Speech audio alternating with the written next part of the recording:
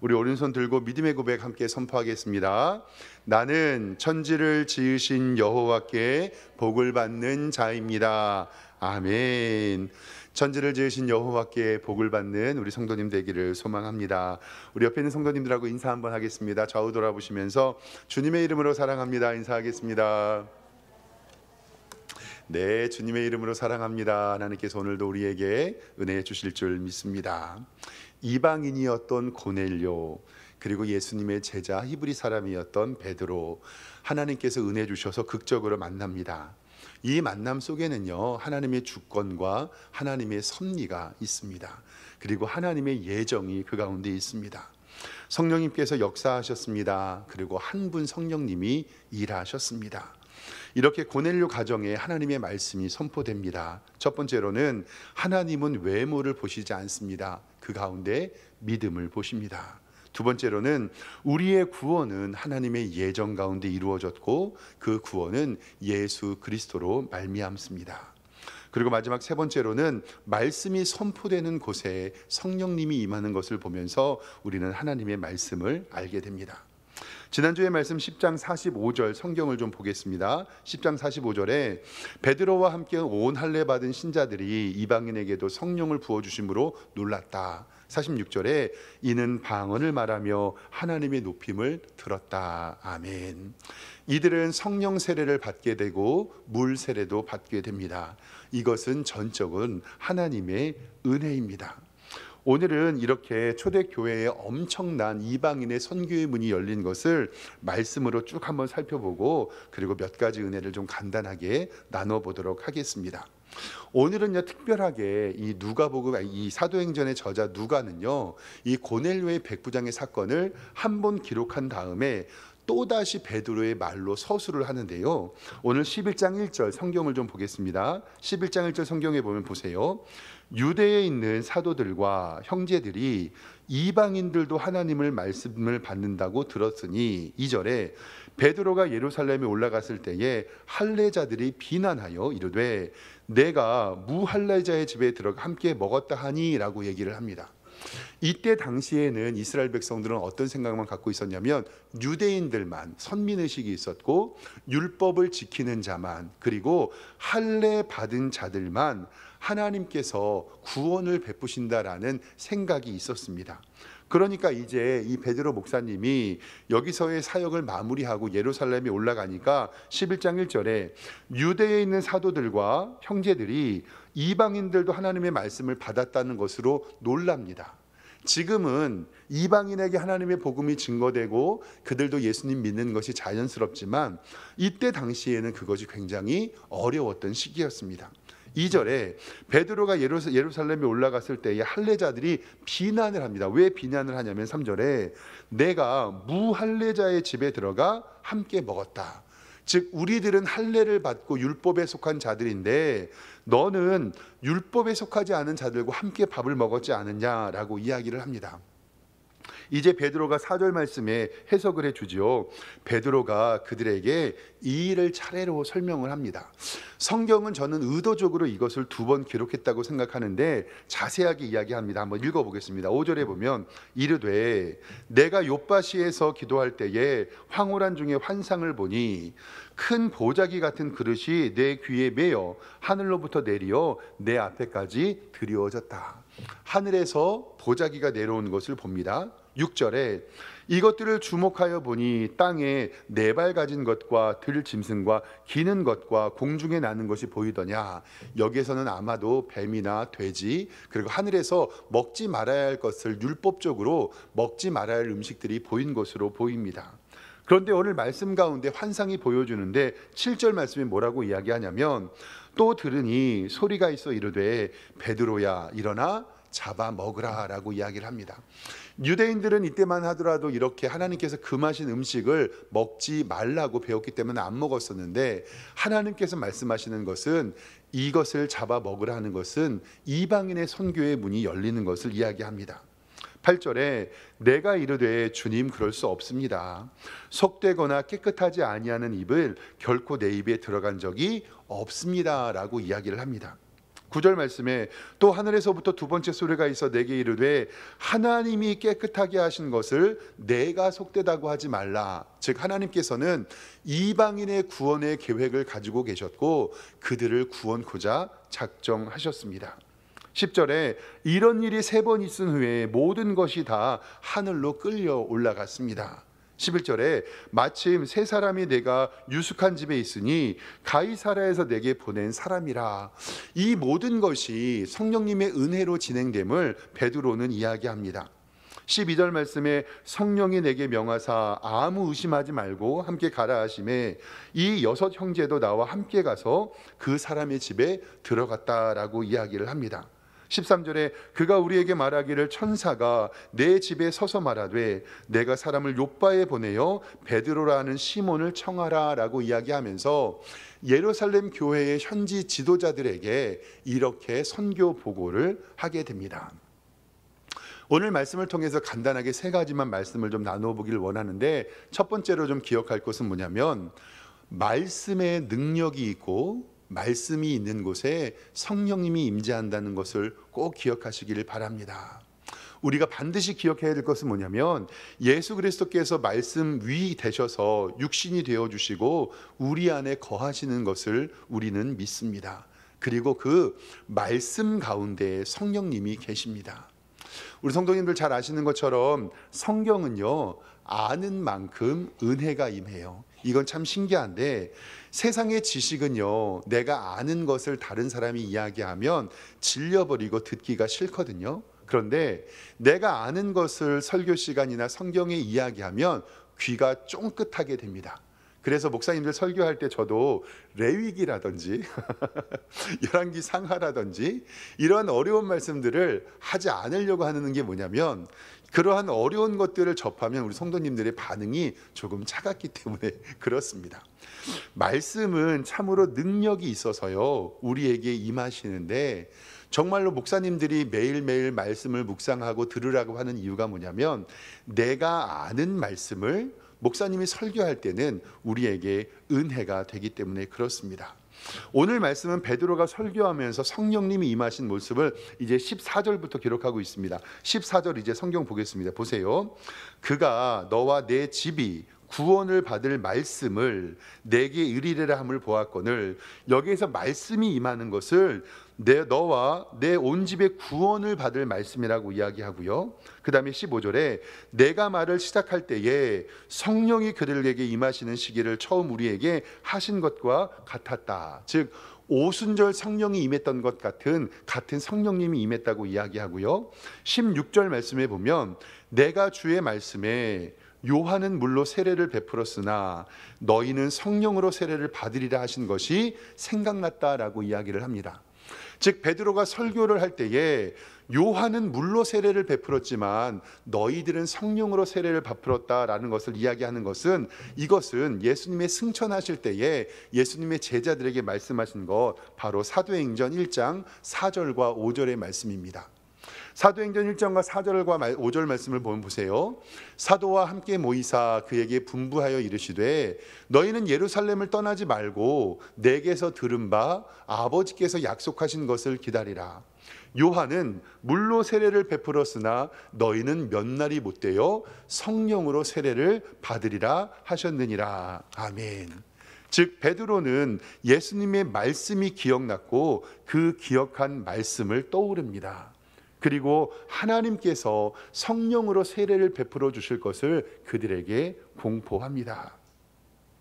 은혜 받은 자의 성도의 삶이 어떤 것이냐면요, 내가 은혜를 받잖아요. 그러면 내 삶의 전역에 걸쳐서 하나님의 은혜를 누리게 됩니다. 올해 우리 교회 작년에 등록하시고 올해 세례받은 우리 유서연 성도님께서 이번 주에 좀 몸이 많이 아프셨어요. 그래서 새벽 예배를 절대 안 빠지시는 분인데 3일이나 새벽 예배를 빠지시고 그래서 걱정이 돼서 제가 연락을 좀 드렸어요. 근데 감기 몸살이 많이 걸리셔서 새벽 예배에 못 나오셨어요. 근데 또 남편은 계속 보내셨습니다.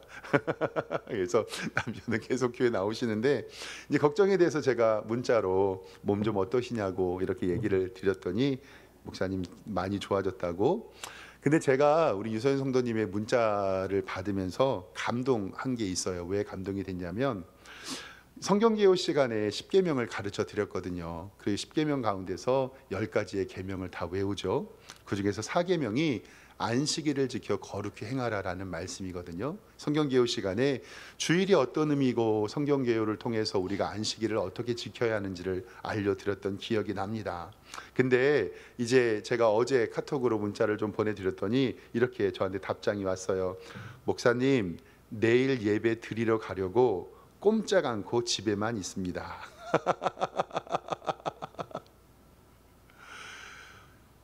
지지난달에 세례받고 이제 어떻게 보면 초신자잖아요.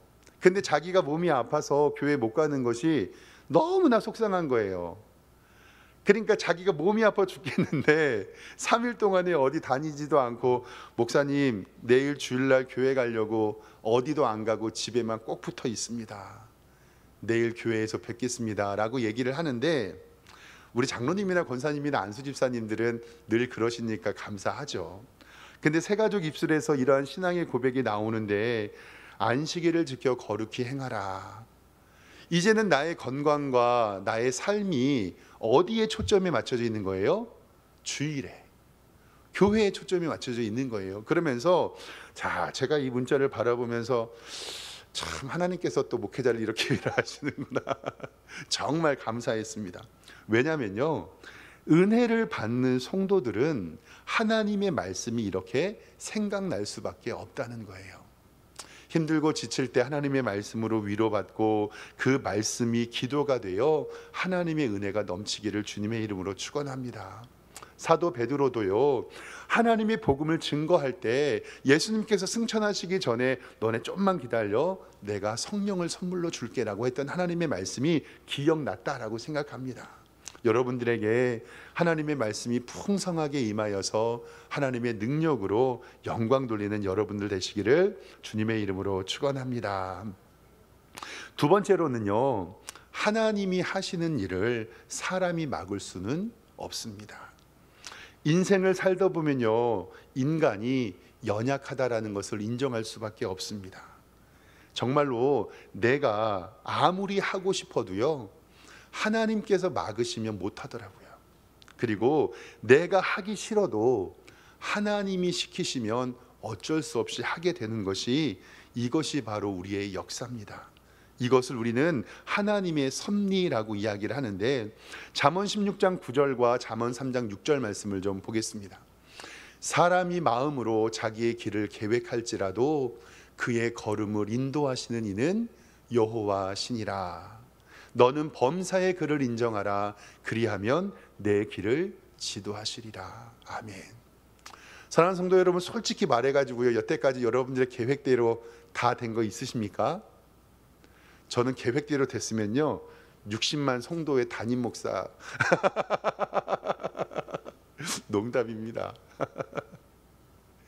진짜 우리의 삶 가운데서 내가 아무리 하고 싶어도 하나님이 막으시면 못하고요, 내가 아무리 하기 싫어도 하나님이 시키시면 해야 되는 게 인생의 원리입니다. 그래서 사람이 마음으로 자기의 길을 계획할지라도 그 걸음을 인도해 주시는 분은 하나님임을 고백합니다. 그렇기 때문에 우리는 범사에 하나님을 인정하고, 그러면 하나님께서 우리의 길을 지도해 주실 것을 믿습니다. 이것이 바로 역사의 주관자이신 하나님을 인정하는 것입니다. 오늘 17절 말씀 성경을 좀 보겠습니다. 17절 말씀 성경을 보면 보세요.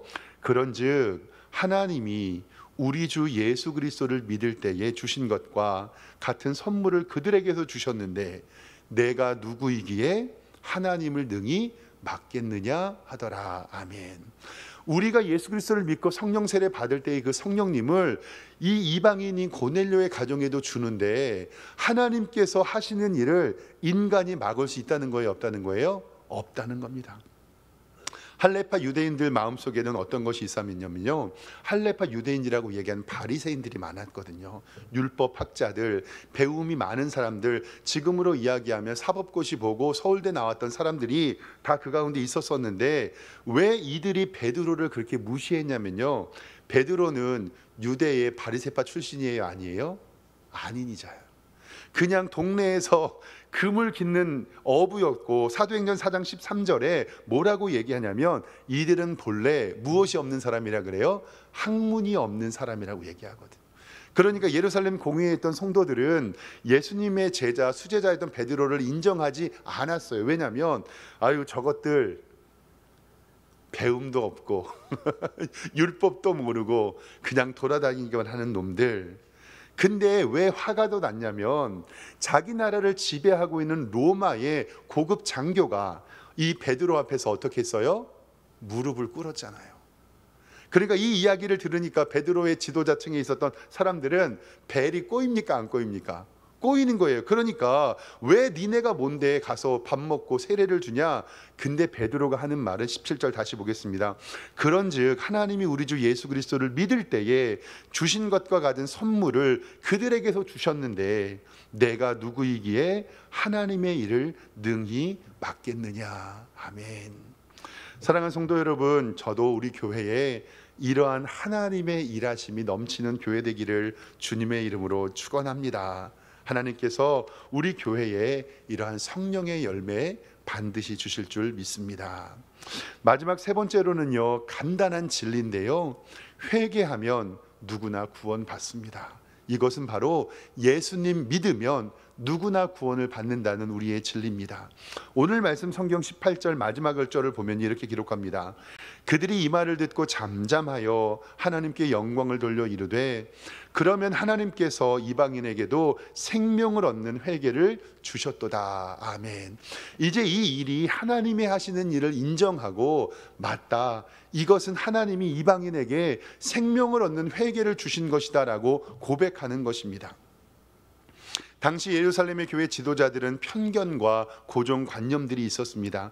유대인들만, 율법을 지키는 자만, 할례를 받은 자만 구원을 받을 수 있다. 그러나 그것이 아니죠. 사랑하는 성도 여러분, 예수님을 믿기만 하면, 그리고 회개하기만 하면 누구나 구원을 받을 수 있습니다. 그리고 여기에게는 두 가지의 관점이 있는데, 첫 번째로는 뭐냐면 우리는 우리의 고정관념과 우리의 전통을 생각해서 하나님의 말씀보다 그것에 대하여 치우칠 때가 있습니다. 뭐냐면 예루살렘에 있었던 이 교회 지도자들도 예수를 믿고 구원을 받고 할례가 없어도 하나님 앞에 은혜를 받을 수 있다고 예수님께서 가르쳐 주셨는데, 전통과 자신들의 편견을 가지고서 그것을 해석합니다. 이것은 뭐냐면 하나님의 교회의 기초는 하나님의 말씀이라는 것을 꼭 기억하시길 바랍니다. 저는 개인적으로 어떠한 일이 있을 때 이것이 옳고 그른가, 어떻게 해야 할까 말까 고민할 때 제가 개인적으로 이야기하는 세 가지의 방편이 있는데, 첫 번째로는 어떤 일을 선택할 때 그것이 득이 되는가를 생각을 해요. 득이 되는가. 득. 이것을 할 때 이것은 옳고 그름의 문제죠. 공의의 문제입니다. 그리고 첫 번째는 득이 될 거 생각하고, 두 번째는 득이 된다면 이것이 덕이 되는가라는 것을 생각을 해요. 아무리 옳다고 해도 하나님의 교회에 덕이 안 되면 하면 될까요? 안 될까요? 안 되죠. 첫 번째 득이 되는가, 두 번째 뭐요? 덕이 되는가. 그리고 마지막 세 번째로는 이것을 역사는 뭐라고 이야기하는가. 역사를 통해서 우리가 하나님께서 어떻게 말씀하시는가, 득이 되는 것은 공의에 관한 문제고 덕이 되는 것은 사랑에 관한 문제고, 역사는 무엇인가라고 이야기하는 것은 실존에 관한 문제입니다. 우리가 이것을 바라보면서 하나님의 교회에 오르며 덕이 되며 역사와 전통을 지켜가며 하나님의 은혜 누리셨으면 좋겠습니다. 그리고 두 번째로 살펴볼 것은 누구든지 예수님을 믿기만 하면 구원을 받는데, 구원을 받은 다른 조건을 성경에서 우리에게 이야기한 적이 없다는 거예요. 11월 마지막 주, 이제 한 달 됐죠. 성경 개요 낮 시간을 마지막으로 수업을 하는데 우리 자리에 안 계신데 김태인 성도님께서 그 예수 그리스도를 믿는 구원에 관한 부분에 대해서 이야기할 때 이런 질문이 있었는 거예요. 목사님, 구원은 거저 받는다고 말씀을 하셨는데 거저 받으면 사람이 너무 소홀해지지 않을까요? 라는 말을 하시는 거예요. 왜냐하면 거저 받고 값없이 주시는 선물이라고 해서 어떤 예를 들어주셨냐면, 그때가 11월 말 한창 김장할 때였거든요. 이렇게 얘기해 주셨어요. 본인이 김장을 하거나 김치를 담그면요, 그 김치가 너무 아까워가지고 국물까지 쪽쪽 먹고요, 그 배추 꼬다리 있잖아요, 그것까지 잘라가지고 음식을 해서 먹는데요, 아까워서. 근데 누가 내게 선물을 해주거나 갖다 준 김치는요, 막 먹어버린다는 거예요. 그리고 꼬다리를 막 버리고. 그래서 사람은 어떤 것을 공짜로 받으면 그것에 대하여서 감사함을 모른다고 하는 거죠. 가만히 생각해 보면 그 말이 맞아요. 왜냐하면 사람들을 공짜로 주면 그것에 대한 소중함을 알지 못하거든요. 만약에 돈의 가치를 알려고 하루라도 나가서 노동일을 열심히 해보면 그 돈의 가치를 알 수 있을 겁니다. 근데 사랑하는 성도 여러분, 예수님을 믿기만 하면 구원을 얻는다, 구원은 거저 받는다라고 이야기하지만 구원은 거저가 아니에요. 왜냐하면 내 죄악의 대가는 죽음이고 내가 죽어야 하는데 그 죄악의 대가를 누가 감당하셨어요? 예수님이 감당하셨어요. 그러니까 여기에서 우리가 표현하기 쉽게 값 없이 거저 주시는 선물이라고 이야기하는데, 그거는 값 없이 거저 주시는 선물이 아니라 너무너무 가치가 있어서 값으로 매길 수가 없기 때문에 그것을 값 없이 거저 주는 선물이라고 표현한 겁니다. 너무너무나도 소중한 것은 값을 매길 수 없기 때문에 그렇습니다. 이것이 바로 성경에서 이야기하는 회개의 열매입니다. 요한일서 1장 8절 이제 마무리 보시고 화면 마치도록 하겠습니다. 만일 우리 죄가 없다고 말하면 스스로 속이고 또 진리가 우리 속에 있지 아니한데, 보세요. 만일 우리가 우리 죄를 자백하면 그는 미쁘시고 의로우사 우리의 죄를 사하시며 모든 불의에서 우리를 깨끗하게 하실 것이요. 아멘. 예수 그리스도의 복음의 능력은 예수님께서 십자가를 지셨기 때문에 그 은혜와 사랑을 값으로 매길 수 없는 공짜라는 것을 기억하시길 바랍니다. 너무나도 그 큰 은혜가 크기 때문에 예수님께서 우리의 죄를 용서해 주셨습니다. 오늘 말씀을 보면서 첫 번째, 말씀의 능력이 있습니다. 두 번째, 하나님이 하시는 일을 인간이 막을 수 없습니다. 그리고 세 번째, 회개하면 누구나 구원받을 수 있습니다. 이런 하나님의 진리를 잘 알고 사는 우리 성도님들 되시기를 주님의 이름으로 축원합니다. 기도하겠습니다. 하나님 아버지, 은혜와 사랑에 감사합니다. 고넬료 가정에 하나님의 복음이 임하였고 이것을 예루살렘 교회에 보고했습니다. 이것을 통하여 말씀에 하나님의 능력이 있음을 알게 하시고 하나님이 하시는 일은 인간이 막을 수 없음도 알게 하여 주시옵소서. 또한 예수 그리스도를 믿는 믿음이 너무나도 귀하여서 값으로 매길 수 없는 것을 알고 주님 바르게 믿으며 신앙생활하는 우리 성도님들로 인도하여 주시옵소서. 예수 그리스도의 이름으로 기도드리옵나이다. 아멘.